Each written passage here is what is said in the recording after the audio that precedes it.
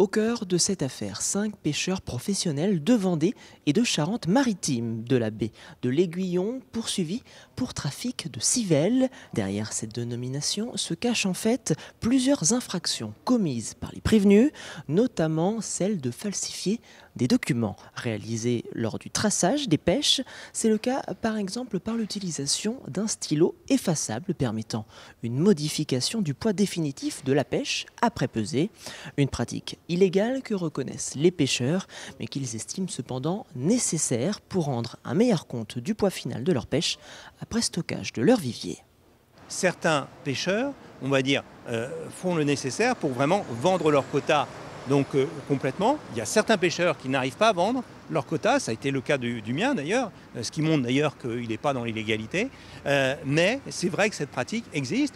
À mon sens, elle n'est pas condamnable, ou en tout cas elle n'est pas pénalement répréhensible. Ce qui est répréhensible, c'est de vendre au-delà de son quota ou de vendre dans des conditions qui ne sont pas prévues dans les arrêtés et dans les dispositions légales.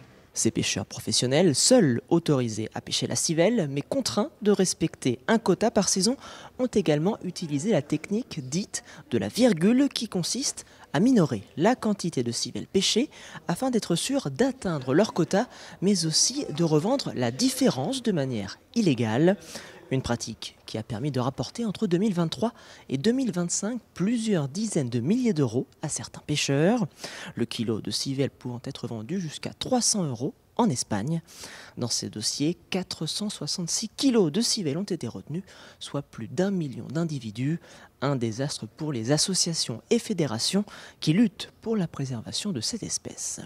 Que ce soit la fédération de Vendée, où je parle aussi pour la fédération du 17, et la fédération nationale, on est de toute façon pour un moratoire sur cette espèce, c'est-à-dire pour interdire la pêche purement et simplement de cette espèce à tout stade, qu'on soit pêcheur amateur, enfin professionnel, et puis surtout pour les braconniers, quoi. Donc nous, arrêtons de pêcher cette espèce, c'est ça le maître mot. C'est finalement après plus de 8 heures d'audience ce lundi en fin de journée que le ministère public a prononcé ces réquisitions.